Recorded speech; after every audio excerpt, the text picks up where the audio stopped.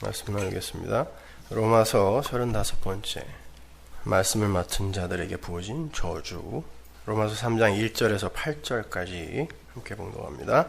그런즉 유대인의 나음이 무엇이며 할례의 유익이 무엇이뇨? 범사에 많으니 첫째는 저희가 하나님의 말씀을 맡았음이니라. 어떤 자들이 믿지 아니하였으면 어찌하리요? 그 믿지 아니함이 하나님의 믿부심을 패하겠느뇨? 그럴 수 없느니라. 사람은 다 거짓되되 오직 하나님은 참되시다 할지어다. 기록된 바 주께서 주의 말씀에 의롭다함을 얻으시고 판단받으실 때에 이기려 하심이라 함과 같으니라. 그러나 우리 불의가 하나님의 의를 드러나게 하면 무슨 말 하리요?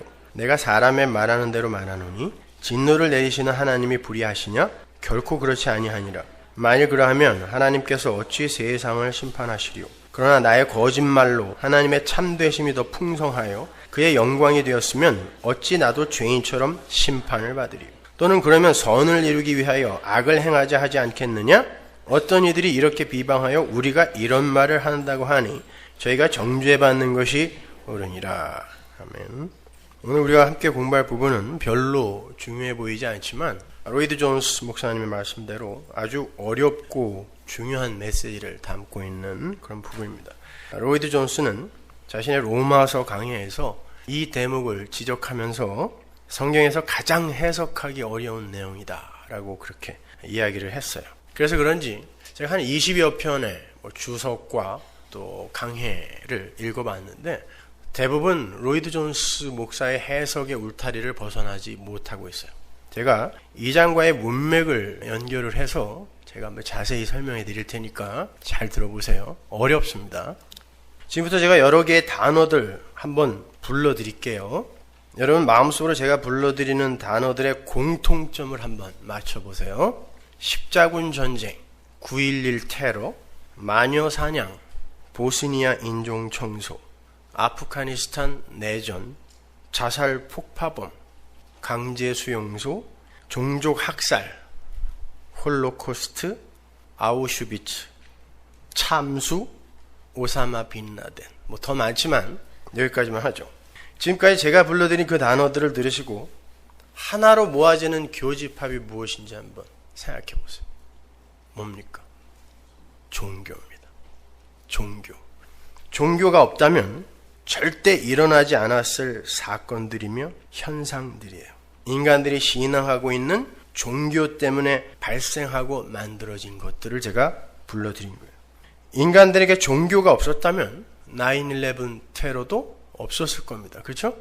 종교가 없었다면 종족 간 학살, 그 많은 종족 간 학살도 없었을 것이고 자살 폭파범도 십자군 전쟁도 일어나지 않았을 거예요. 종교라는 건 인간들이 자신들의 그 하나님처럼의 삶을 유지하고 보존하고 발전시키기 위해 만들어낸 선행 체계와 지식 체계 중에 딱 두 가지로 나눠지죠. 그 선행 체계의 핵이라 할 수 있는 게 종교예요.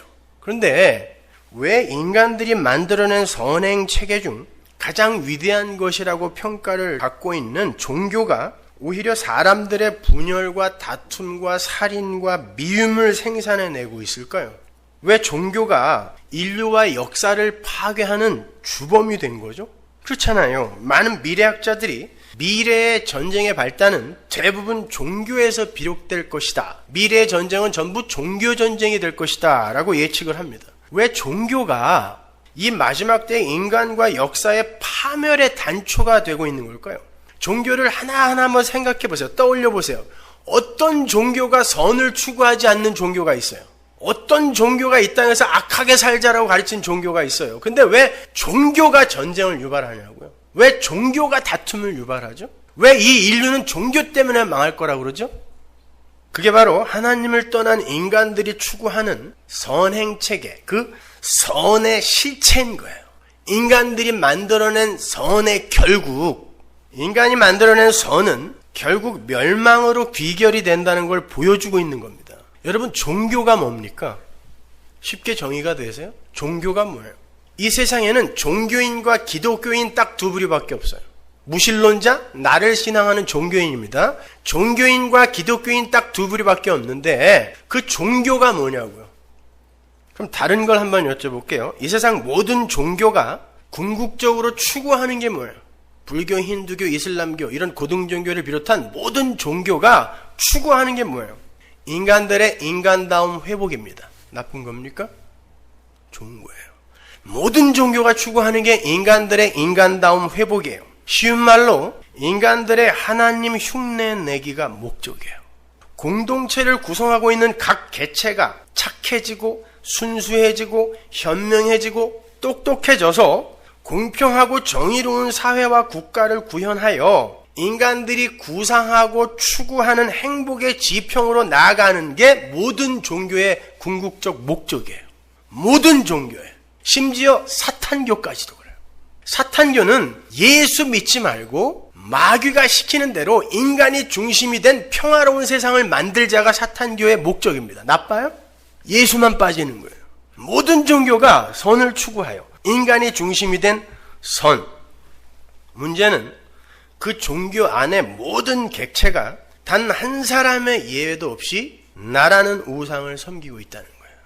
그게 아담들의 보편적 속성입니다. 나라는 존재가 가장 착해야 되고 나라는 존재가 가장 선하다는 평가를 받아야 하며 나라는 존재가 가장 현명해야 돼요. 그리고 나라는 존재가 가장 행복해야 돼요. 천국에 가서도 내가 상을 더 받아서 내가 너보다는 더 잘 살아야 되는 거예요.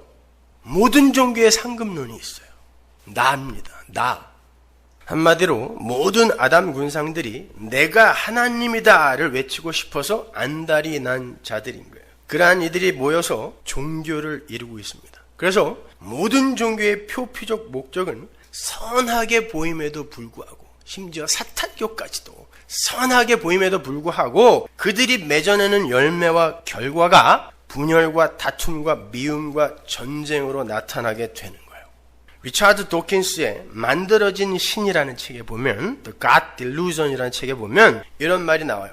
누군가 망상에 시달리면 그걸 정신 이상이라고 한다. 그리고 다수가 무리지어 망상에 시달리는 걸 종교라 한다. 정확히 정의했어요.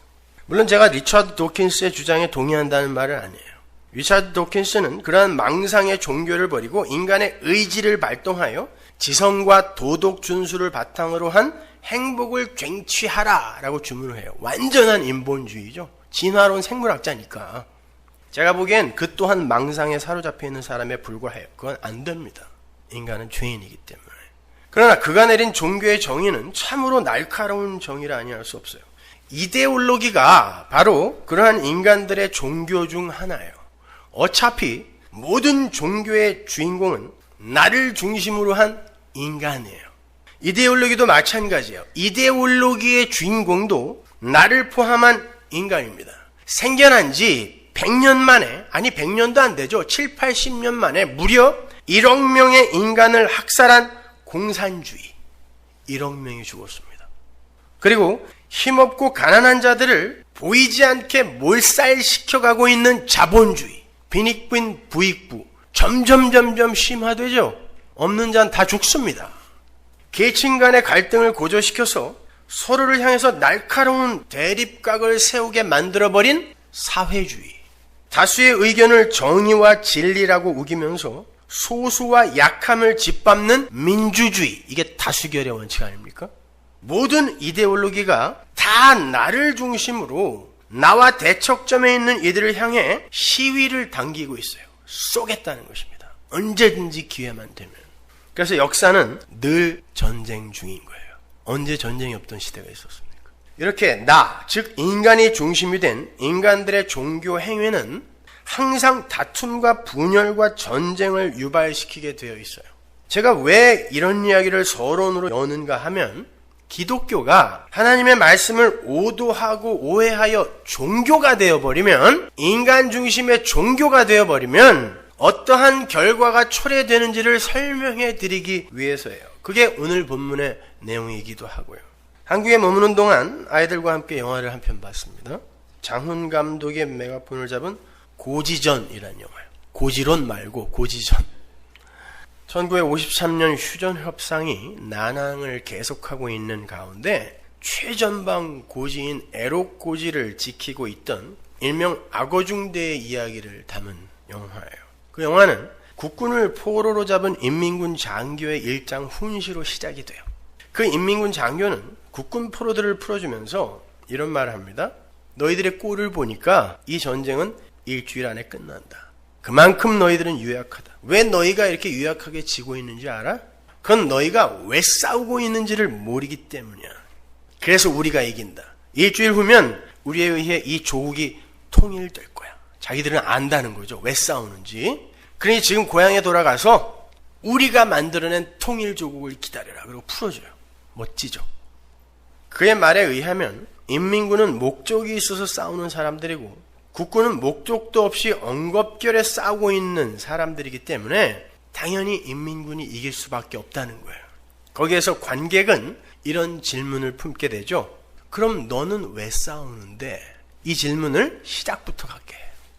그럼 너는 왜 싸우는데? 대답을 안 해줘요. 끝까지. 1953년에 남과 북의 종전협상이 그렇게 자주 결렬이 되었던 이유를 아세요? 어디를 휴전선으로 긋느냐에 대한 합의가 이루어지지 않아서 그래요. 그동안 수십만 명이 죽었습니다.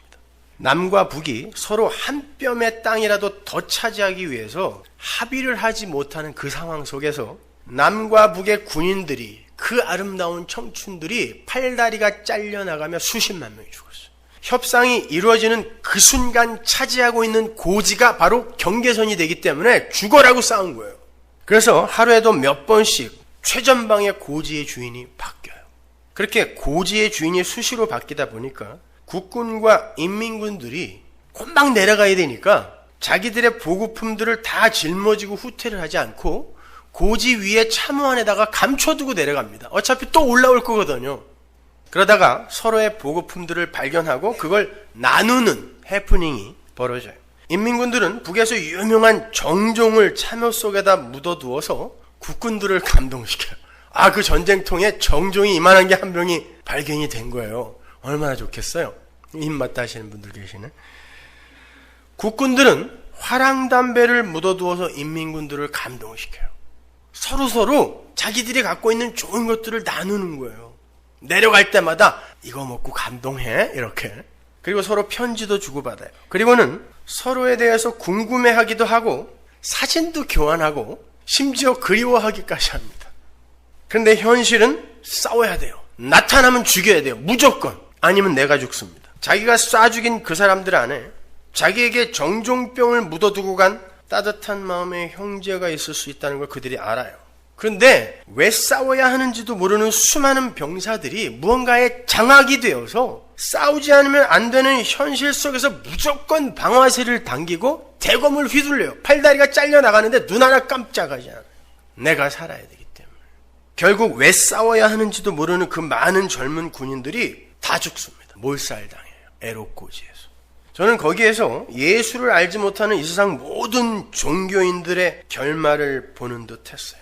국군 포로를 풀어주면서 너희는 왜 싸우는지 몰라서 우리에게 지는 거야 라고 훈계를 했던 그 인민군 장교와 그때 그 자리에서 넌 왜 싸우는지 아니? 라고 묻고 싶었던 그 국군 장교가 마지막 죽음을 앞에 두고 대면을 하게 돼요. 서로 총 한 방씩 맞았어요. 국군 장교가 묻습니다. 그동안 정말 물어보고 싶었던 게 있었어. 넌 정말 왜 싸우는지 아니? 난 아직도 몰라. 넌 정말 아니? 인민군 장교가 껄껄껄껄 웃어요. 그러면서 숨을 거두면서 이야기합니다. 나 예전에 안 것 같았는데 너무 오래 싸우다 보니까 잊어버렸어. 결국 아무도 모르는 거예요. 자기들이 왜 싸우는지 아무도 모르는 거예요. 여러분, 그게 바로 하나님의 은혜를 떠난 자들의 실체이며 실상인 거예요. 나가 주인이 되어서 나를 위한 종교를 만들고 나의 위상과 가치를 챙기기 위해 남을 죽여야 하는 그게 선악과를 따먹고 각자의 그 하나님처럼의 삶을 추구하는 아담들이 만들어내고 있는 이 역사의 실제의 모습이며 바로 그들이 마귀의 세력이라 불리는 거고 그들이 사는 곳이 지옥이에요. 그게 바로 이데올로기를 포함한 선행체계, 즉 종교가 만들어내는 실상인 겁니다. 그런데 자꾸의 기독교가 그러한 종교가 되었다는 걸 아세요? 오늘날 기독교는 종교입니다. 나를 포함한 인간이 기독교의 주인공이 되어버린 거예요. 그러니까 기독교 안에 다툼과 분열과 전쟁이 끊이지 않는 거예요. 세상이 기독교인들을 위해 기도를 해주는 시대가 된 겁니다. 쟤들 좀 그만 싸우게 해달라고. 지하철에서 사람들이 싸우면 야 여기가 교회인 줄 알아 임마? 어른들이 그렇게 충고한다 그러죠. 그 영화 속에서 한 군인이 이런 말을 합니다. 지금까지 내가 죽인 사람을 차마 셀 수가 없어. 난 지금 죽으면 당장 지옥에 갈 거야. 그 많은 사람을 죽였으니까. 근데 어느 날 그런 생각을 했어. 이렇게 우리가 서로를 죽이고 죽이는 죄를 짓고 있는데 왜 하나님이 우리를 당장 지옥으로 보내시지 않을까? 나는 알았어. 여기보다 더한 지옥은 없기 때문에 하나님이 우리를 이 지옥에 그냥 놔두시는 거야. 깜짝 놀랐어요. 저는 그 대사를 들으면서 무릎을 탁 쳤습니다. 여기보다 더한 지옥이 없기 때문에 하나님이 지금 여기다 그냥 놔두시는 거예요. 바로 그거예요. 성도들의 세상 인식. 그게 바로 우리 성도가 이 세상을 바라보는 올바른 역사 인식이어야 돼요. 그렇게 지옥과 같은 하나님을 떠난 세상의 실체를 올바로 인식하고 거기에 쏟아부어지는 하나님의 은혜가 얼마나 말도 안 되는 커다란 선물인지를 감동스럽게 인정하게 되는 이들을 성도라 그래요. 인간은 구원에 있어서만이 아니라 존재로서의 성립에서조차 그 어떤 모양으로도 주체로서의 기여를 할 수 없는 존재입니다. 그 어떤 모양으로도 주체가 되어서는 안 되는 존재예요. 그런데 인간들이 수많은 종교들을 만들어 놓고 자기들이 주인공이 되고 자기들이 구상한 행복이 충만한 그런 망상의 성을 구축하기 위해서 수고하고 무거운 짐들을 열심히 지고 있는 거예요. 그래서 테텔레스타이 다 이루었다로 결론이 지어지는 그 예수 그리스도의 십자가 사역의 그 온전성, 거기에 관해서 설명을 하면 기분이 나빠지는 거예요. 그럼 난 뭐야 이렇게. 홀로 완전한 그 십자가의 은혜 앞에서는 자기를 포함한 사람, 즉 아담 군상들이 모두 무시되는 듯한 느낌을 받기 때문에 그래요. 그래서 은혜를 이야기하면 무율법주의자라느니 도덕 폐기론자라는 비난을 받게 돼 있어요. 제가 요즘 무지하게 많이 듣고 있는 그런 내용인데, 심지어 저에게 무료로 책을 받아보고 있는 신학생들을 만났는데 그들까지 제게 인간의 자유의지를 들먹이면서 하나님 나라의 건설에서의 신인 협동서를 주장하더라고요. 마틴 로이드 존스 목사님의 로마서 강의 7권 275페이지에 이런 말이 적혀 있어요. 설교자가 강단에서 설교를 한 뒤 모든 것이 하나님의 은혜에서 기인하고 진행되고 완료된다면 이제는 나의 그 어떤 행위도 하나님의 일에 방해가 되거나 걸림돌이 될 수 없는 것이구나. 이제 나는 마음대로 살아도 되는 거구나. 나는 이제 무엇을 하든지 하나님의 구원 앞에서 문제가 되지 않는다라고 말하는 사람을 만나지 못한다면 그는 정확하게 복음에 반대되는 설교를 한 사람이다. 설교자가 무율법주의의 입장에서 설교를 하고 있다는 식, 도덕 폐기론자의 입장에서 설교를 하고 있다는 식의 오해나 중상모략을 받지 않는다면 그가 복음을 진실로 믿지 않고 있다는 증거이며 또한 그가 진실로 복음을 설교하고 있지 않다는 증거이다. 이해가 가세요? 274페이지 이렇게 적혀 있습니다. 복음적인 설교가 아닌 것은 이런 설교입니다. 자, 여러분이 착한 삶 살기에 애를 쓰고 죄를 안 짓기 위해 노력하고 다른 이들에게 선을 행하고 교회에 빠지지 않고 정기적으로 출석을 하며 교회 일에 바쁘고 활동적인 사람이 되면 여러분은 훌륭한 그리스도인이 될 것이고 반드시 하늘나라에 들어가게 될 것입니다. 이것이 바로 복음 설교의 정반대의 설교입니다. 이해가 가시냐고요. 웨스트민스터 신학교의 신약 교수인 싱클레어 퍼거슨 교수도 이렇게 이야기합니다. 하나님의 은혜에 감동되지 않은 자들의 그럴듯하게 보이는 경건한 종교 행위는 모든 행위는 악마의 유희에 불과한 사악한 것이다. 성도의 올바른 신앙 행위는 하나님의 은혜를 아는 지식에 의해 비워진 자아의 빈자리에서 자연스럽게 발생되는 하나님의 선물인 것이다. 이게 바로 종교와 기독교의 다른 점인 거예요. 종교적 열심은 하나님의 은혜와 긍휼을 모르는 상황에서도 얼마든지 인간들이 만들어낼 수 있는 거지만 성도의 열심은 은혜가 격발시켜내는 하나님의 선물인 거예요. 그래서 거기에는 자랑이 있을 수 없게 되는 것입니다. 그럼에도 선악과를 따먹고 하나님처럼 되어버린 인간들은 하나님의 은혜에 굴복한 행위가 아닌 자신들의 체면을 유지하기 위한 행위 내어놓기에 여념이 없어요. 하나님의 은혜를 깨닫고 하나님께 순종하는 자가 되라고 말씀을 줬더니 그 말씀을 지켜서 하나님을 기쁘게 해드리겠다고 하는 것입니다. 그거 굉장히 기특해 보이죠. 그게 가인의 계보를 따르는 구약의 이스라엘이었어요. 그들은 하나님의 은혜를 이야기하고 믿음을 이야기하는 하나님의 계시를 전하는 자들을 모두 때려 죽였습니다. 착하게 살던 그들이요. 열심히 착하게 살면서 자신들의 체면을 챙기고 있는데 갑자기 회개하라라는 놈들이 나타나는 거예요. 회개라는 건 니들이 가는 방향 잘못됐으니까 유턴하여 반대 방향으로 가라는 이야기거든요. 나를 부정해버리는 거예요. 난 착하게 잘 살고 있다고 생각하는데, 인간의 자존심 지키면서 인간의 가치 지키면서 잘 살고 있다는데 하나님의 계시를 전한다는 자들이 오더니 회개하라라는 거예요. 그리고는 메시아를 대망하라는 것입니다. 메시아는 이렇게 착하게 잘 사는 나를 더 행복하게 해주기 위해 오는 분인 줄 알았는데 이런 나를 뒤집어 엎어서 구원하기 위해 오신다는 거예요. 그러니까 넌 뭐야? 그리고 다 죽인 것입니다. 아담들은 자신들의 선한 행위가 부정당하는 꼴을 참아내지 못해요. 그러니까 무율법자라느니 도덕 폐기론자라느니 혐의를 씌워서 죽여버리는 거예요.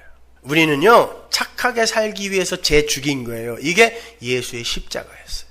제사 지내고 율법 더 잘 지키기 위해서 그거 아니다라고 이야기하는 저를 죽이겠다라고 하나님을 죽여버린 겁니다. 예수님께서 그러한 자들의 실체를 이렇게 폭로하세요. 마태복음 23장 33절. 뱀들아 독사의 새끼들아 너희가 어떻게 지옥의 판결을 피하겠느냐. 그러므로 내가 너희에게 선지자들과 지혜 있는 자들과 서기관들을 보내매 너희가 그 중에서는 덜어 죽이고 십자가에 못 박고 그 중에 덜어는 너희 회당에서 채찍질하고 이 동네에서 저 동네로 구박하리라. 그러므로 의인 아벨의 피로부터 성전 제단 사이에서 너희가 죽인 바라기아의 아들 사가랴의 피까지 땅 위에서 흘린 의로운 피가 다 너희에게 돌아가리라.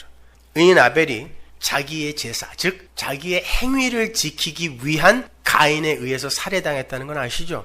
자기의 제사를 지키기 위해 동생을 죽인 겁니다. 그럼 사가랴는 어디에 나와요? 역대하에 나와요. 사가랴의 히브리어는 스가랴예요. 역대하 24장 20절 보세요.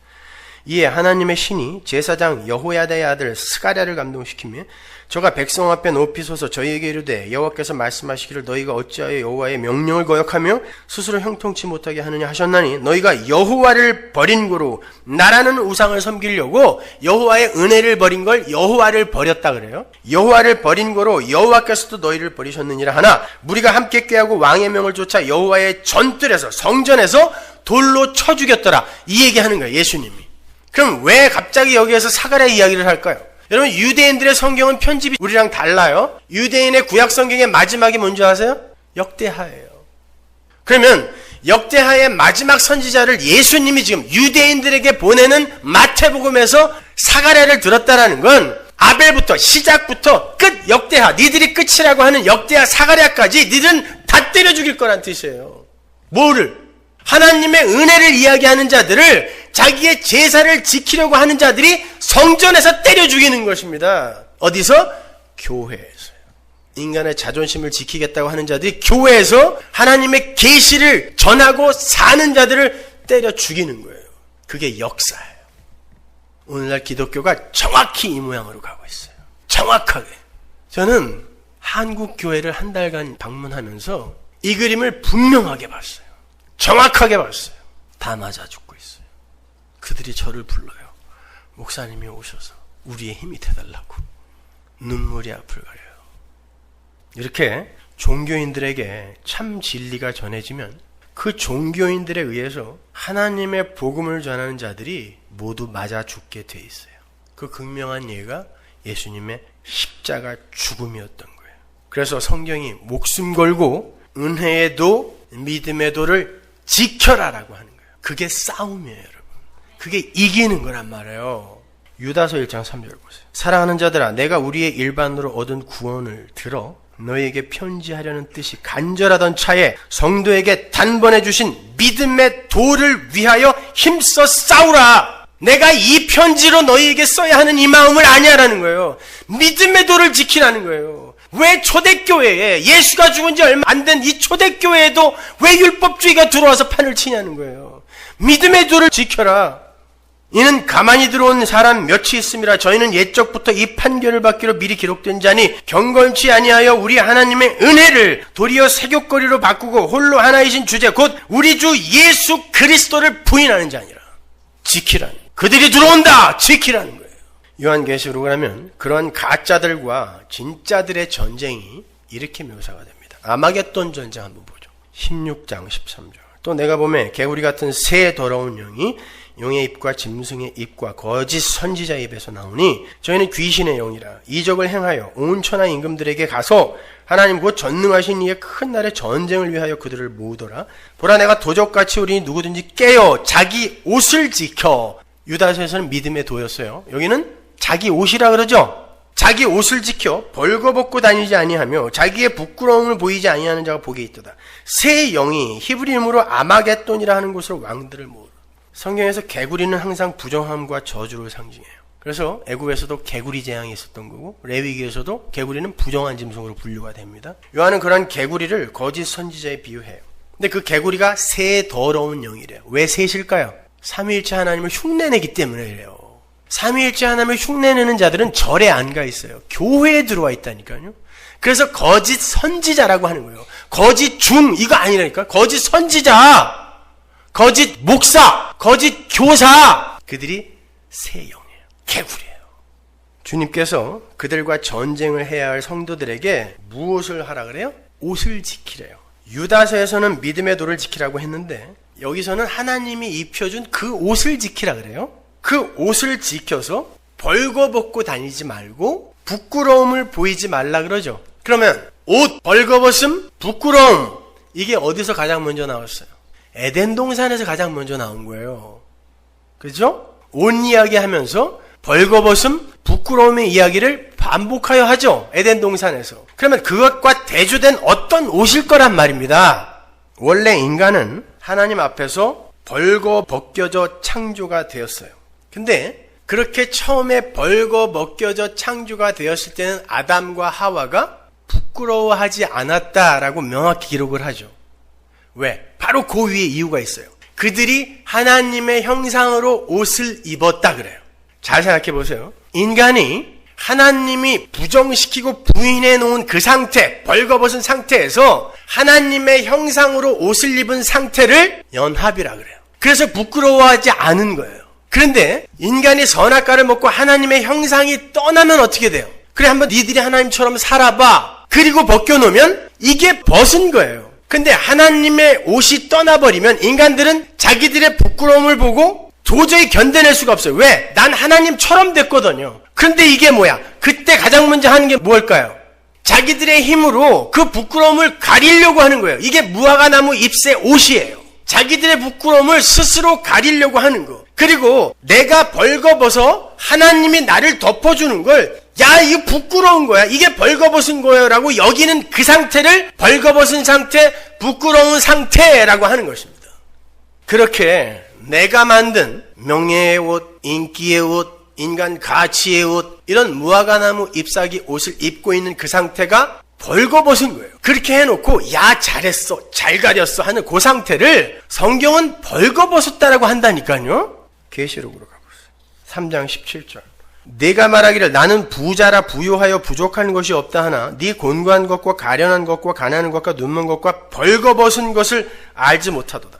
라오디게아 교회거든요. 라오디게아 교회가 부자였다라는데 여기서 부자라는 단어는 돈이 많다라는 뜻이 아니에요. 그들의 종교 행위가 풍성했다는 뜻이에요. 어떤 면으로도 부족해 보이지 않았다는 뜻이에요. 착한 사람도 너무 많았고 하나님을 열심히 섬기는 것처럼 보이는 이들이 너무 많았다는 뜻이에요. 그게 부요한 거예요. 근데 그들이 그 상태에서 어떻게 했다 그래요? 야, 우리는 부자다, 부요하다. 야, 우리 참 잘하고 있구나 라고 했다는 거예요. 그랬더니 하나님이 그게 벌거벗은 거야라고 이야기하는 거예요. 인간들이 자기들의 행위와 자기들이 이 세상 것으로 그 부끄러움을 어떻게 해서든지 가려보려고 하는 게 이 역사잖아요. 선행체계, 지식체계 전부가 바로 그거란 말입니다. 이데올로기를 포함한 종교가 전부 그거란 말입니다. 그러면서 우리 참 잘하고 있구나 라고 하는데 하나님이 그걸 부자라 그래요. 그러면서 부자가 천국 가는 건 낙타가 바늘기에 들어가는 것보다 힘들다 그래요. 못 간다는 뜻이에요. 그거는요. 그리고는 그걸 벌거벗음이라 그러는 거예요. 그래서 하나님은 하나님의 백성이 입고 있는 그 옷을 찢으러 오시는 거예요. 그리고는 전혀 기대하지 못한 무죄한 짐승을 죽여 그 가죽으로 바꿔 입히는 게 이 역사, 이 구속사의 내용이란 말입니다. 그래서 그 옷을 지키라고 하는 거예요. 성도야, 내가 내 새끼 죽여서, 내 아들 십자가에서 죽여서 그 피에 옷을 빨아 흰 옷 만들어서 계시록 7장 14절 너희들에게 입혀주었는데 왜 자꾸 너희들은 엠본주의로 돌아가려고 그래? 그 옷 지키란 말이야 라고 이야기하는 거예요. 성경이 그걸 지키라는 거예요. 그걸 유다가 믿음의 도를 지키라고 하는 거예요. 은혜의 도, 믿음의 도 지키라고 하는 거예요. 그게 종교와 기독교가 다른 점이란 말입니다. 계시록 3장 18절 보세요. 내가 너를 권하노니 내게서 불로 연단한 금을 사서 부요하게 하고, 부요는 그렇게 만드는 게 아니라 연단, 고난이 너희의 부요가 되어야 된다는 뜻이에요. 흰옷을 사서 입어 벌거벗은 수치를 보이지 않게 하고, 이 옷이에요. 이 흰옷은 어떻게 만든다 그래요? 계시록 7장 14절에서 어린 양의 피에 씻어 빨아 희게 만든 옷, 십자가 보혈, 은혜, 그 옷 입으라는 거예요. 무화과 나무 잎 다 찢어버리라는 뜻입니다. 그 위에 입으면 안 돼요. 은혜의 옷 위에 그거 걸쳐서도 안 돼요.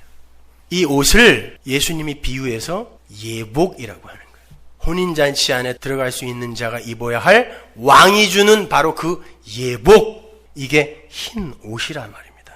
갈라디아서 3장 27절 보세요. 누구든지 그리스도와 합하여 세례를 받은 자는, 죽은 자는 그리스도로 옷 입었느니라. 이 옷 지키라는 거예요. 이 옷, 그리스도로 옷 입은 자들을 하나님의 형상이라고 하는 거예요. 그렇게 그리스도에게 장악된 상태를 순종이라 그래요. 여러분 잘 기억하세요. 하나님께서 제사라는 행위를 지키기 위해서 자신의 뜻과 의지로 살찐 제물들을 살려서 가지고 온 사울에게 뭐라 그랬어요? 그거 기특한 짓 한 거예요. 제사 잘 지내겠다고, 내가 하나님 앞에 근사한 행위 해보겠다고 뭔가 준비해 갖고 온 사울에게 하나님께서 순종이 제사보다 낫다라 그랬죠. 거기서 낫다라는 그 단어는 better가 아니에요. 옳음이란 뜻이에요. 순종이 옳고 제사는 아니다란 뜻이에요. 정확하게 번역하면. 순종이라는 건 몇 가지 지시사항을 잘 지켜낸 걸 의미하지 않아요. 순종, 사마는 두 객체가 하나로 연합이 되어서 한 몸이 되는 상태를 사마, 순종이라 그래요. 50% 순종 없어요. 사마라는 단어 자체가 완전함이라는 뜻을 함의하고 있는 단어예요. 순종은 50% 순종, 70% 순종, 20% 순종 없어요. 온전해야 돼요. 그게 사마예요. 근데 하나님이 순종하라라는 건 내 말 몇 가지 지키고 와라라는 뜻이 아니라 내가 널 비워버리고 네 안에 들어가겠다는 뜻이에요. 그래서 널 장악한 그 상태, 그때는 예수가 끄는 대로 끌려갈 거 아닙니까? 이걸 순종이라 그래요. 근데 종교에 빠진 이들은 착한 일 몇 개 해놓고 너는 순종 못했지만 나는 4개 했다 이렇게 나오는 거예요. 난 5개 했다, 나는 100개 했다 이렇게 나오는 거예요. 이거 순종 아니에요, 여러분. 하나님은 내가 널 비워낼 때 넌 그냥 살아있으면 돼 이렇게 말씀하시는 거예요. 하나님이 하실 거니까. 그게 예수라는 은혜의 옷을 입은 사람들의 삶이에요. 그런데 예수를 믿는다는 사람들도 예수 그리스도라는 옷의 의미를 잘 몰라요. 그래서 이 세상에 무화과 나무 잎으로 만든 옷, 돈, 명예, 인기 이런 게 없으면 자기를 부끄러워해요. 벌거벗었다고 생각한다니까, 이 바보들이. 그리고 내가 남들보다 덜 착하면 나는 벌거벗었다고 생각해. 부끄럽게 생각해요. 은혜의 옷을 입었다고 하는 이들이 정작 예수라는 옷에 관해서는 관심이 없어요. 마치 자신이 벌거벗고도 벌거벗은 것을 인정하지 않았던 벌거벗은 임금님과 그 임금님을 바라보면서 야, 그거 참 멋있다, 임금님 짱이에요 이랬던 그 어리석은 나쁜 백성들, 우리들이 입은 옷이 진짜라고 우리는 그렇게 너스리를 떨고 있는 거예요. 실제로는 홀딱 벗고 있는데 야, 멋있어 서로 칭찬해 주는 거예요. 하나님은, 성경은 벌거벗었다고 하는데 우리끼리 칭찬해 주고 있어요. 바로 그러한 아담들의 세상 옷을 찢어버리는 게 자기 부인이라는 거예요. 그러한 자기 부인 위에 입혀지는 은혜의 옷이 구원이에요. 그런데 종교인들은 여전히 인간들의 공로와 열심과 노력이 가미된 무화과 나무 잎으로 만든 옷을 열심히 만들고 있는 거예요. 그리고 그 옷을 서로 자랑하고 있어요. 그건 아무리 훌륭해 보이고 멋져 보이는 옷이라 할지라도 잔칫집 밖으로 내쳐져서 영원히 이를 갈게 될 자들의 엉뚱한 옷인 거예요. 임플란트 다 하고 가세요. 영원히 갈아야 돼. 거기서 튼튼해야 돼요. 이도 지옥에서는. 왕이 원하시는 옷은 왕이 준 예복이란 말입니다. 그러니까 똑같은 말씀을 똑같이 주어도 하나님의 백성들은 그 말씀 속에서 자기들의 무력함과 하나님의 은혜와 하나님의 능력을 배우는 반면에 종교인들은 인간들의 가치와 체면을 먼저 챙겨내는 거예요. 그게 율법과 할례를 받은 유대인들의 모습이었고 오늘날 율법주의에 매인 교회 안의 종교인들의 모습인 거예요. 본문 1절로 가보세요. 그런즉 유대인의 나음이 무엇이며 할례의 유익이 무엇이니 범사에 많으니 첫째는 저희가 하나님의 말씀을 맡았습니다. 여기서 첫째는 이라는 말은 둘째도 있다라는 말이 아니라 모든 유익을 수렴하여 요약하면 요거 하나란 뜻이에요. 헬라 원어로 보면 3장 1절이 티운이라는 의문 대명사와 접속사로 시작이 돼요. 그건 지금 3장의 내용이 2장의 내용에 이어지고 있다는 뜻이거든요. 2장의 내용이 뭐였어요? 하나님께서 유대인들에게 율법을 주시자 유대인들이 그 율법을 받은 일 자체를 자신들의 자랑으로 삼아서 그것을 선민의식 고취에 사용을 했어요. 바울은 그들에게 율법을 받기만 하면 뭐하냐? 율법을 행하는 자가 진짜 하나님의 백성이지. 13절에서 그렇게 이야기를 하죠. 그 말은 율법이 인간들의 죄의 실체를 폭로하고 하나님의 은혜의 십자가를 붙들게 하는 몽학선생으로 주어진 것임에도 불구하고 유대인들은 그 율법으로 자신들의 실력을 입증하려 했음을 지적하는 거였어요. 니네 진짜 지켰어? 물어보는 거예요. 진짜 지켰어? 마찬가지로 이방인들은 율법의 역할로 주어진 양심으로 자기들의 체면과 가치를 챙기고 있었죠. 바울은 그 둘을 다 심판받을 자들이다 라고 몰아붙여버려요. 다 죽는다. 그리고는 17절부터 유대 선민 사상의 두 핵인 율법과 할례를 가지고 시비를 걸죠. 바울이 거기에 인용해다 쓴 구절들이 전부 에스겔서 36장의 구절들이에요. 에스겔서 36장은 여러분이 잘 아시는 것처럼 새 언약이 설명된 장이란 말이에요. 그리고 37장에서 그 새 언약의 실현이 마른 뼈의 그림으로 설명되고 있는 거고요. 그리고 38장부터 그들이 이 세상에서 벌이는 전쟁의 양상, 거기에 대해서 설명하는 거고요. 바울은 에스겔서 36장에 그 새 언약의 내용으로 유대주의와 율법주의를 공격하고 있는 거예요. 2장에서. 그래서 에스겔서를 갖고 지금 새 언약을 설명하는 거예요. 율법과 할례를 공격한단 말입니다. 그 새 언약의 내용 중에 굳은 마음을 제하여 버리고 거기에서 어떤 내용이 들어가 있는 거라 그랬어요?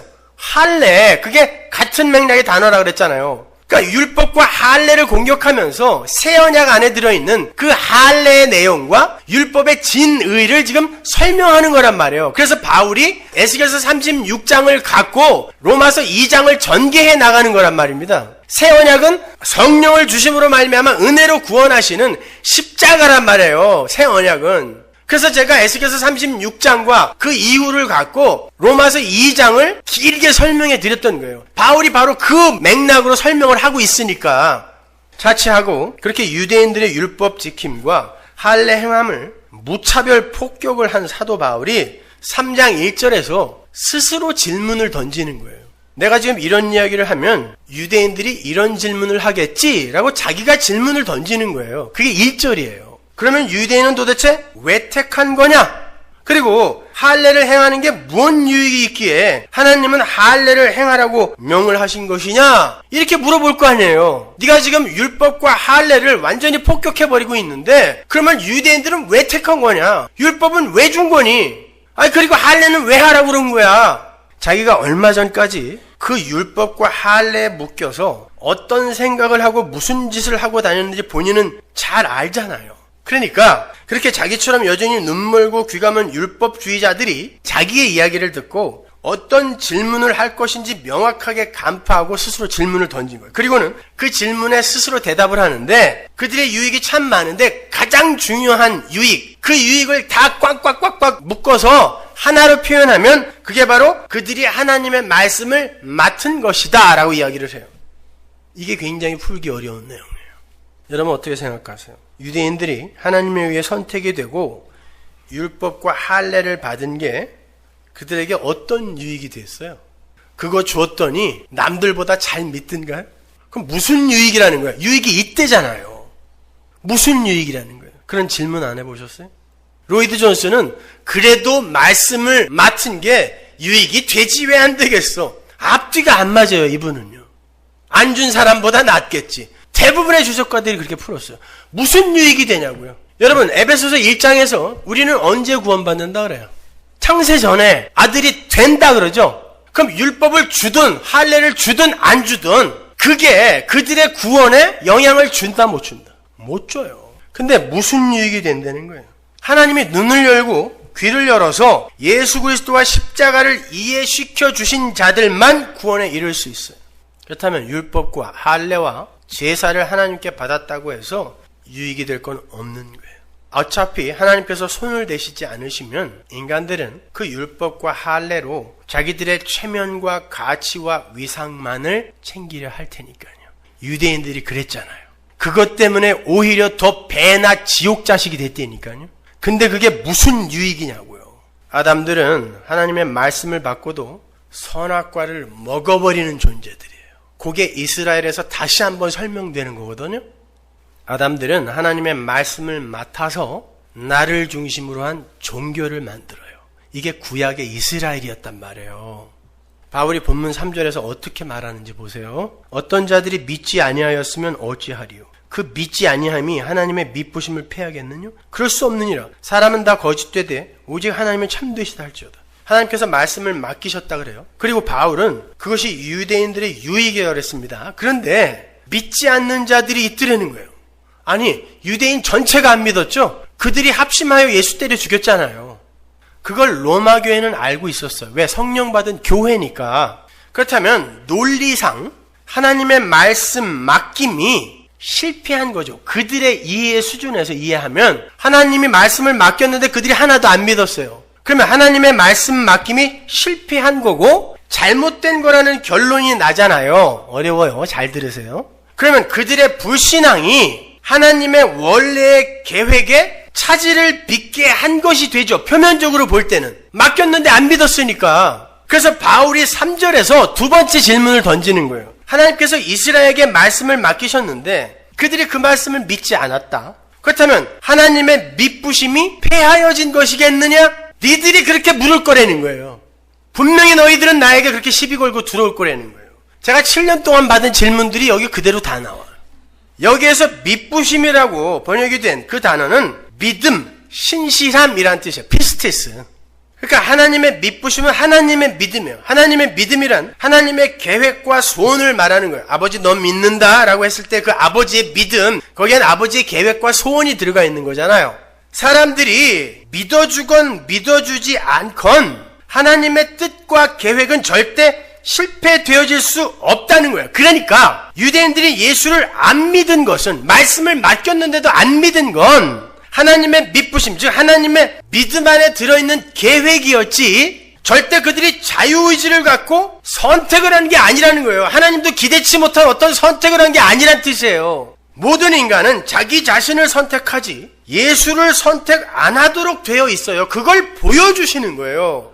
그 어느 누가 자신의 의지를 발동하여 하나님처럼의 삶을 버리고 예수 안으로 비워져 들어갈 수 있어요. 그 누가? 그런 사람은 단 한 사람도 없어요. 그러면서 4절로 이어지죠. 모든 인간은 다 거짓되되 하나님은 참되시다. 여기서 거짓되되라고 번역이 된 단어가 푸슈스타스인데요. 그 단어는 단순히 거짓말을 밥 먹다는 거짓말쟁이를 이야기하는 게 아니에요.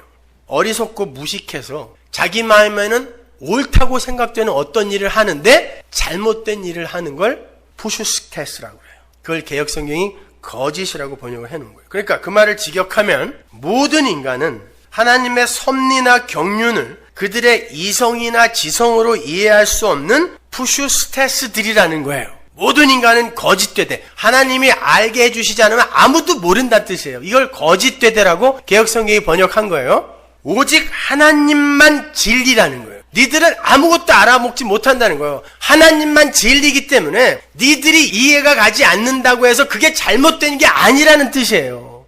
그러니까 이런 뜻이죠. 사도 바울이 지금 하나님의 말씀을 맡았던 유대인들이 정작 하나님을 믿지 않은 건 하나님의 실패를 의미하는 게 아니라 오히려 그럼에도 불구하고 하나님은 당신의 뜻을 신실하게 성취해내시는 분이심을 드러내기 위함이었다라는 뜻이에요.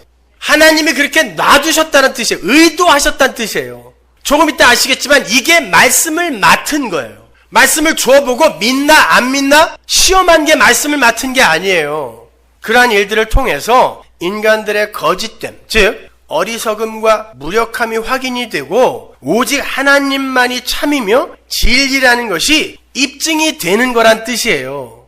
믿어줬으면 했는데 인간들이 안 믿어서 하나님이 실망했다. 이게 아니라 하나님은 무언가를 지금 역사 속에 당신의 교회들에게 계속 계시하고 계시는 거예요. 이게 하나님의 말씀을 맡은 거예요. 여기서 사도 바울은 두 가지 의문을 불시시키고 있는 거예요. 그 첫 번째가 유대인들의 질문, 즉 율법과 할례 그 자체가 우리에게 구원을 주지 못하는 거라면 율법과 할례를 받은 유대인들이 유익이 뭐냐? 말도 안 되는 소리 하지 마라 이놈아. 요 질문. 그리고 두 번째가 만일 하나님께서 말씀을 맡긴 게 유대인의 유익이라면 왜 유대인들이 믿지 않았겠어? 요 질문. 둘 다 인본주의적 질문이죠. 이 질문을 아니야 너희들은 다 거짓돼 어리석고 무식해 니들은 몰라 하나님만 진리야 이 말 하나로 다 대답해버리고 있는 거예요. 니들은 몰라. 사람이 뭘 안다고 사람의 이성과 논리로 하나님의 계획과 뜻을 비판할 수 있겠니? 사람은 모두 무식한 거짓말쟁이야. 하나님만 진리야. 할 말 있어? 성도는 여기서 알아먹는다는 뜻이에요. 종교인은 웃기고 있네. 우기지 마. 이렇게 되는 거예요. 그리고는 거기에 대한 예로 시편 51편 4절을 인용해다 왔어요. 아주 치밀한 분이에요. 이분은요. 로마서 3장 4절 보세요. 기록된 바 주께서 주의 말씀에 의롭다함을 얻으시고 판단받으실 때 이기려 하심이라 함과 같으니라. 이 부분이 바로 시편 51편 4절을 그대로 인용한 구절이거든요. 물론 70인역에서 인용된 거예요.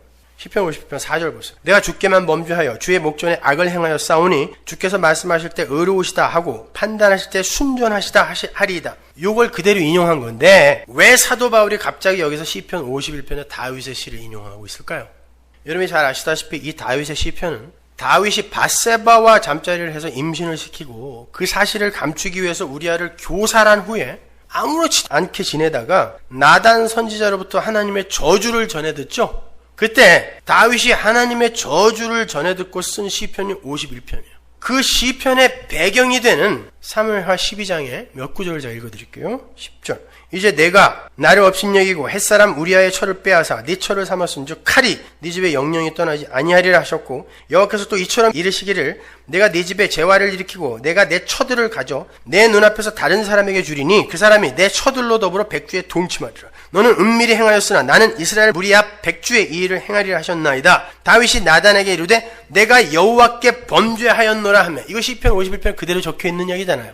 내가 여호와께만 범죄하였사오니 그대로 있잖아요. 이게 배경이란 말이에요. 사실 고대 시대는요 왕이 부인을 열어두는 게 흠이 아니었어요. 당연한 거였어요. 솔로몬 몇 명? 1000명. 의자한 몇 명? 3000명. 다윗도 자신이 저지른 일에 대해서 그리 큰 고민을 하고 있지 않았어요. 어떻게 알아요? 나단이 와서 자기 이야기 하는데 자기 이야기인지 몰랐단 말이에요. 고민 안 했다는 증거예요. 난 왕이란 말이에요. 이런 거는 비일비재하게 내 선대 왕들이 다 했던 거란 거예요. 근데 나단을 통해서 자기에게 떨어진 저주가 너무 무시무시한 거예요. 아마 다윗이 속으로 이거 좀 너무한 거 아닌가? 내가 그동안 하나님 앞에서 성실하고 경건하게 산 삶에 비하면 이 정도의 흠은 이스라엘의 왕의 신분을 감안해서라도 좀 눈 감아주시면 안 되나? 하고 생각했을지도 모르겠어요. 그러나 하나님은 단호하셨습니다. 그때 다윗이 하나님 앞에 엎드리는 거예요. 하나님만이 진리고 하나님만이 의로우십니다. 내 생각은 다 틀렸습니다. 요걸 인용한 거예요. 바울이. 내 이성이나 내 논리로 하나님을 평가하고 재단하려 하는 것이 얼마나 무식한 짓인지를 알았다는 거예요. 한마디로 다윗이 하나님이 하시는 일은 인간의 이성이나 논리를 떠나서 무조건 옳다라는 걸 인정해버린 거예요. 여기에서. 내 생각으로 하나님 판단하지 않겠다는 거예요. 바로 이것이 성도에게 요구되는 신앙 고백이에요. 잘 보시면 시편 51편 4절의 내용이 오늘 본문 4절에서는 조금 다른 의미로 인용이 되고 있다는 걸 아실 거예요. 시편 51편에서는 하나님이 말씀하시는 건 다 옳고 의로우며 순전하십니다. 하나님의 판단에 따르겠습니다에 초점이 있는데, 그걸 인용한 오늘 본문 4절은요, 주님께서 말씀하실 때 주님의 의로움이 드러나고 주님께서 판단을 받으실 때 항상 주께서 이기신다는 걸, 주님이 옳다라는 걸 보여주기 위해의 초점이 있어요. 이건 사도 바울이 의도적으로 바꾸어서 인용한 거예요. 하나님께서 다윗의 죄를 사용하셔서 잘 살고 있던 다윗을, 그의 죄를 사용하셔서 푹 가라앉아 있던 다윗이라는 그 진흙이 가득 찬, 그러나 윗물은 맑아진 그 다윗이라는 컵을 하나님이 확 휘저버린 거예요. 그랬더니 다윗이 누구인가가 갑자기 확 폭로된 것입니다. 그렇게 다윗의 죄를 이용하셔서 다윗으로 하여금 우슬초가 뭐예요? 6월절날 나올 때 어린 양의 피 바르던 게 우슬초예요. 어린 양의 피와 꺾으신 뼈, 나 대신 죽은 아기, 나 대신 죽은 우리야, 꺾으신 뼈, 즉 어린 양 예수 그리스도의 십자가 보혈만을 의지하게 하셨던 것처럼, 이게 시편 51편이란 말이에요. 내가 죄인 맞습니다, 하나님. 내가 죄인 중에 계수 맞습니다. 그러니까 꺾으신 뼈로 날 구원하세요. 우슬초로 날 구원하세요. 어린 양의 피로 날 구원하세요. 그 옷 입혀주세요라는 뜻이에요. 그것처럼 율법과 할례를 사용해서 이스라엘의 죄를 지적하시고 폭로하심으로 당신의 백성들로 하여금 예수 그리스도의 십자가를 붙들게 하려 하셨던 하나님의 계획은 하나님의 의로움과 하나님의 이기심, 승리를 만천하에 드러내기 위함이었다는 걸 그 모두 안에 넣고 있는 거란 말이에요. 그래서 시편 51편 4절을 여기다가 인용해다 쓰는 거예요. 왜 유대인들이 말씀을 맞고도 안 믿었냐고? 왜 율법과 할례를 주어서 개망신시키냐고? 다윗을 그렇게 만들어서 예수의 십자가 붙들게 한 것처럼 몽학선생으로 준 거란 뜻이에요. 그래서 그게 유익이다라고 하는 거예요. 못 지켰는데 유익이다라고 하는 거예요. 들을 게 있는 사람만 들으세요. 못 알아들어요. 종교인들은 못 알아들어요. 왜 그런 식으로 일하느냐?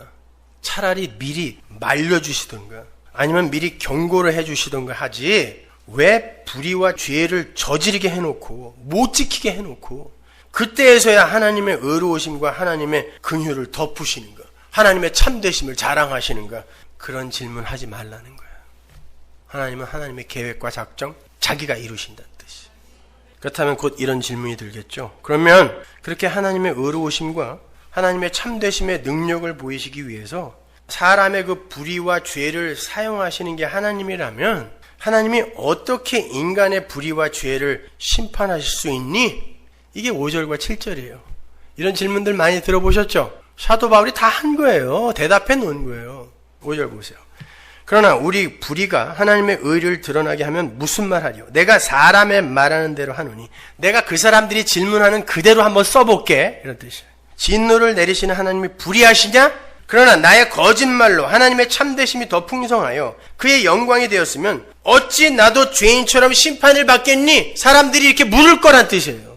이게 아직 복음을 모르는 자들의 억지인 거예요. 바울도 그것을 괄호로 묶어서 분명하게 표기를 해요. 이거 내 의견 아니야. 세상 사람들이 이렇게 물을 거야. 물론 창세전에 구원을 받은 하나님의 백성들은요, 그들의 어리석음과 불의와 죄로 심판받지 않습니다. 그 모든 걸 예수께서 이미 십자가에서 다 덮으셨기 때문에 그래요. 그리고 우리의 불의가 하나님의 의를 드러내는 것도 맞아요. 그러나 그러한 하나님의 은혜의 복음의 내용을 정확히 알고 있는 이들은 그러니까 이제 막 살아도 되겠네, 이런 결론으로 못 간다는 뜻이에요. 논리적으로는 여러분 막 살아도 돼요. 그래도 천국 가는 데 지장 없습니다. 100% 개런티 해드릴게요. 그러나 여러분의 삶은 그걸 용납하지 않아요. 왜? 여러분 안에 예수가 살기 때문에 그래요. 십자가는 그 자체로 시작과 끝을 다 포함하고 있어요. 그래서 로이드 존스 목사가, 그리고 싱클레어 퍼거슨 같은 사람이 그럼 이제 막 살아도 되겠네 라는 반응을 끌어내지 못하는 설교자는 복음을 모르는 설교자다라고 단호하게 말을 했던 거예요. 그러나 하나님의 은혜의 깊이를 체험한 이들은 삶 속에서 그게 안 된다는 거예요. 논리적으로는 맞지만 우리의 삶이 그렇게 안 된다는 뜻이에요. 논리로는 그 은혜의 복음에 동의해서 하나님 앞에 감사와 찬양으로 수고하고 무거운 짐을 내려놓게 되지만 삶 속에서는 아주 처절한 고민과 고뇌를 통과하며 예수의 삶의 궤적을 쫓게 된다는 거예요. 그럼에도 원래 막 살고 싶어 했던 놈들이 자기의 체면과 가치와 위상에만 관심을 둔 그 종교놀이에 빠져서 근사하게 선행과 열심으로 위장을 하고 있다가 하나님의 은혜와 십자가를 이야기하면 이게 웬 떡이냐 하면서 방종으로 떨어지는 거예요. 그러나 그런 사람들은 자기의 가치와 위상에 신경을 써야 되기 때문에 방종한 삶을 살면서 불안해해요. 야, 이거 인간의 자존심이 이거 허락지 않는데 이렇게 불안해한다고요. 그래서 막 살면서 그 불안함을 유발시킨 그 방종에 대한 책임을 누군가에게 전가를 시키게 되는데 그 대상이 바로 하나님의 은혜와 십자가를 가르친 사람이에요. 그래서 사는 건 자기들이 개판으로 살아놓고 하나님의 은혜의 온전성을 설교한 교사나 설교자에게 그 책임을 전가시키면서 왜 경건한 삶 살기에 대해서 강조를 하지 않느냐고 소리를 높이는 거예요. 그 설교자가 경건한 삶 사세요. 새벽기도 좀 매일 나오세요. 소리 질렀을 땐 하나도 안 지켰던 놈들이 은혜 앞에서 자유로우세요 그랬더니 그 다음날 술집에 가놓고 그렇게 산 자기의 이 불안함을 상대방에게 전가시킨다니까요. 이게 마귀란 말입니다. 잘 보세요. 여러분 주변에서 왜 우리 교회에서는 십자가만 이야기하고 인간의 행위에 대해서는 그토록 가치 없이 이야기하냐고 볼멘 소리를 하는 이들이 어떤 삶을 살고 있습니까? 정말 여러분이 보기에 존경할 만큼 경건하게 살던가요? 천만의 말씀. 마치 담배가 너무 좋아서 담배를 못 끊는 사람이 여전히 담배를 즐기면서 그 책임을 누군가에게 돌리면서 당신이 담배를 끊는 게 잘하는 거라고 선이라고 말해주지 않아서 내가 계속 담배를 피우는 거 아니야. 내가 담배 피우는 건 네 책임이야. 이렇게 이야기하는 거와 똑같은 거예요. 지가 피우고 싶어서 피면서 왜 담배 끊는 게 선이라고 내게 말해주지 않냐고 상대방에게 책임 전가시키는 것밖에 안 돼요. 아닙니까? 사는 건 자기들이 개판으로 살아놓고 왜 나에게 똑바로 살라고 안 가르치냐고 항의를 해요. 그건 원래 그렇게 살기 싫었던 사람들의 자기 변명인 거예요. 성령이 살게 한 이들은 누가 무슨 말을 해도 성령이 이끄는 삶을 그냥 삽니다. 그런데 은혜의 왕노릇에 의해서가 아닌 아담들의 열매, 무화과나무 잎사귀 옷을 열심히 만들어 입던 자들은 원래 하기 싫던 일을 억지로 하고 있었던 것이기 때문에 즉시 방종의 삶으로 떨어지는 거예요. 그리고는 그 책임을 엉뚱한 사람들에게 전가해 버린단 말입니다. 네가 그렇게 가르쳐서 내가 이렇게 됐다. 네가 그렇게 가르쳐서 우리 교회가 이렇게 됐다. 그들이 심판받고 정죄받게 될 자들이라는 거예요. 그게 8절입니다. 또는 그러면 선을 이루기 위하여 악을 행하자 하지 않겠느냐. 어떤 이들이 이렇게 비방하여 우리가 이런 말을 한다고 하니 어떠세요? 성경이 무섭지 않습니까? 그들이 어떻게 된다 그래요? 그들이 정죄받을 놈들이다 그러는 거예요. 성도는 그런 말 못한다는 뜻입니다. 사도 바울이 활동하던 초대교회 때도 똑같은 일이 있었다니까요. 사도 바울이 하나님의 은혜를 설교했더니 지들이 좋아서 막 살던 놈들이 그 불안함을 어쩌지 못하고 바울에게 책임을 전가하면서 저 사람이 하나님의 선을 이루기 위해서 악을 행해도 된다고 했다라고 누명을 씌웠어요. 사도 바울 8절에서 그러는 거야. 내가 언제 그렇게 얘기했니? 예수 믿으라 그랬지 니들한테 막 살라 그랬니? 하나님의 은혜 십자가가 니들을 자유롭게 한다 그랬지 니들이 막 살아도 된다 그랬니? 그 이야기 하는 거예요. 성령 받은 하나님의 백성은 하나님의 은혜에 눈과 귀가 열리게 되면 그럼 이제 막 살아도 되겠네로 밀려가는 게 아니라 어떻게 하면 내 의가 아닌 하나님의 의에 의한 올바른 신앙 행위를 할 수 있을까를 고민해요. 다른 고민이란 말입니다. 이 둘은요. 제가 지난주에 기도원에 올라가 있었는데 기도원에서 밤을 보내면서 이런 생각이 들었습니다. 하나님의 주권을 전적으로 신뢰하고 믿는 내가 왜 기도해야 되지? 하나님이 다 하신다며 왜 기도해야 되지? 밤새 기도했거든요. 근데 아침에 왜 기도해야 되지? 어차피 내 기도에 의해서 하나님의 작정과 계획이 바뀌지 않을 건데 왜 내가 기도해야 되지? 도대체 성도의 신앙생활 속에서 기도의 가치와 역할이 뭐예요? 여러분은 아십니까? 기도 안 하세요? 기도하시죠. 제가 아무리 은혜를 이야기하고 하나님의 주권을 이야기해도 여러분 기도하십니다. 그죠? 왜 하세요? 기도의 역할과 가치가 뭡니까? 우리 성도가 기도를 한다는 건 내가 필요한 어떤 것을 얻어내기 위해 애쓰는 차원의 것이 아니라 하나님께서 내게 행하신 일, 이미 묵시 속에 완료된 그 일의 구체적 내용을 이 역사 속에서 알아가는 도구의 차원에서 기도를 하는 거예요. 그래서 기도가 means of grace, 은혜의 통로라고 하는 거예요. 수단. 그걸 알아가는 수단이요? 징검다리인 거예요. 기도를 해서 여러분의 삶에 어떤 게 이루어지는 게 아니라 그 이루어진 일이 여러분의 삶 속에서 해석되고 이해되어지는데 기도가 필요한 거예요. 행위 마찬가지인 거예요. 그 행위를 함으로 혹은 안 함으로 여러분의 미래가 결정되고 상이 결정되는 게 아니라 창세전에 결정된 어떤 일이 여러분의 삶 속에서 이해되어지고 가르쳐지고 습득되어지는데 깨달아지는데 필요한 게 행위란 말입니다. 내게 행하신 하나님의 일, 이미 내게 쏟아 부어진 하나님의 은혜가 이 역사와 인생 속에서 비로소 이해되어지고 깊이 깨달아지는 그 과정 속에 기도가 소용되는 거예요. 그리고 우리의 행위가 소용되는 거예요. 생각해보세요. 성경이 그러잖아요. 너희는 니들이 기도할 바를 알지 못한다 그러죠. 그래서 니들 안에서 성령이 말할 수 없는 탄식으로 기도한다 그러잖아요. 하나님 그 기도만 들으세요. 근데 왜 우리한테 쉬지 말고 기도하라 그래요? 그 은혜가 뭔지 알아먹으라고요. 행위 마찬가지란 말이에요. 그래서 하라는 거예요. 열심히 하세요. 제발 부탁드릴게요. 열심히 하세요. 최선을 다해서 착하게 사세요. 경건하게 좀 사세요. 그리고 은혜를 배우시란 말이에요. 그걸로 자기 자랑하지 말고. 제가 이번에 한국에 가서 많은 사람들을 만났어요.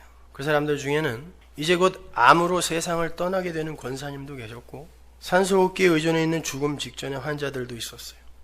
산골에서 문명과 상관없이 살고 있는 불쌍한 촐로들과 장대비 속에서도 한 끼를 해결하기 위해서 무료 급식소 앞에 줄을 서 있는 노숙자들도 만났어요.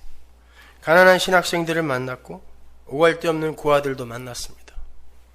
가족들을 부양하느라 타국만리에서 피땀을 흘리고 있는 외국인 노동자들을 만났어요. 그러면서 제가 한 달 동안 연신 부르고 다녔던 노래가 평화의 기도였어요. 주여 나를 평화의 도구로 써주소서. 미움이 있는 곳에 사랑을, 상처가 있는 곳에 용서를, 분열이 있는 곳에 일치를, 슬픔이 있는 곳에 믿음을 심게 하소서. 위로받기보다는 위로하며 이해받기보다는 이해하며 사랑받기보다는 사랑하며 자기를 온전히 비우게 하소서. 진심에서 우러난 제 기도였어요. 이건 프란시스의 기도였지만 이건 예수의 기도였어요.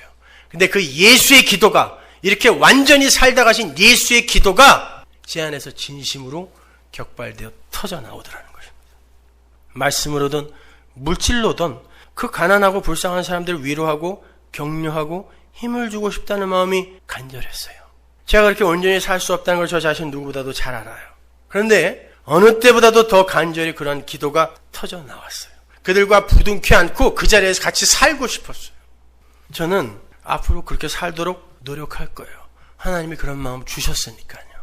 하나님께서 허락해 주신 예수님의 마음을 삶 속에서 구현해 보도록 열심히 노력도 할 거예요. 하나님께서 제게 그러한 불쌍한 사람들을 만나게 해주고 그들을 향한 긍휼의 마음을 주신 건 그 사람들보다 훨씬 더 불쌍한 지경에 처해져 있었던 나를 향한 하나님의 마음, 예수의 심장, 그게 뭔지를 이해시켜주는 도구예요. 그러나 그러한 마음이 진심에서 우러나지 않는 이들을 함부로 폄하하고 싶지도 않아요. 제가 그렇게 살았었고 하나님의 백성들은 그렇게 자기만 생각하는 삶을 살면서도 하나님의 은혜와 긍휼을 배울 수 있는 거기 때문에 그래요. 왜 나는 하나님의 은혜를 안다고 하면서도 이렇게 나만을 생각하면서 살까? 하나님의 은혜가 날 찾아오지 않았다면 난 정말 어떻게 될 뻔했나? 할렐루야! 이리로 갈 수 있단 말입니다. 근데 누가 누구를 존경하고 누가 누구를 폄하할 수 있어요?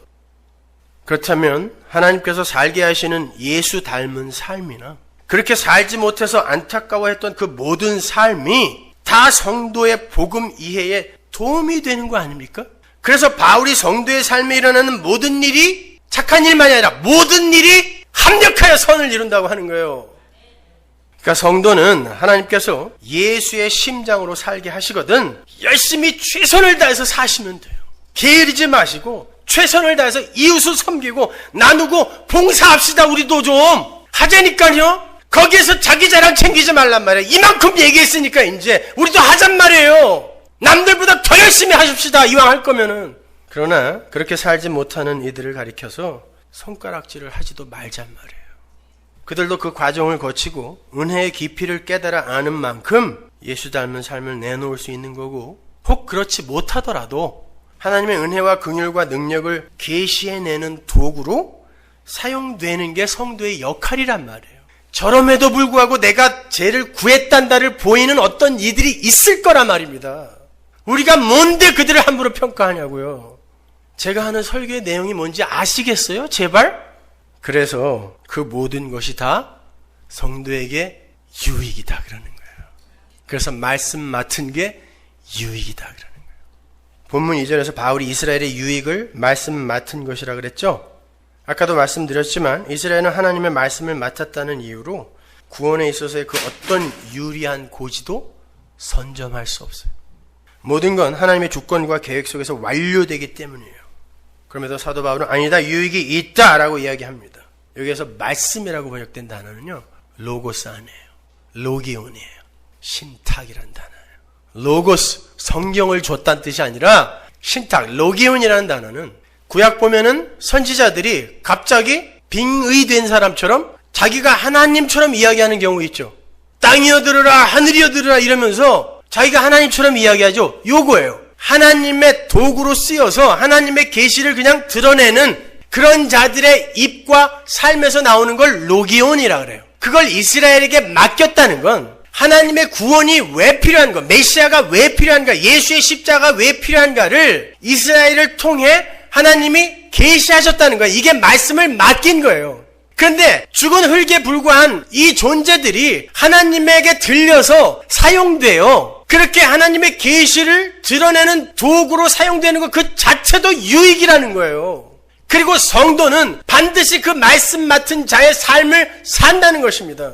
그런데 말씀을 맡았다고 하는 자들이 그 말씀을 갖고 유대인들처럼 그걸 종교에 사용해버리면 그들에게 저주가 임하는 거예요. 그래서 제가 말씀 맡은 자들에게 임한 저주라고 설교 제목을 정한 겁니다. 아무리 똑같은 말씀을 전해도 어떤 이들은 그 십자가를 붙들고 감사와 찬양 속에서 눈물을 흘리는데 어떤 이들은 여전히 인간의 자존심을 챙기더라는 거예요. 예수를 알고 가세요.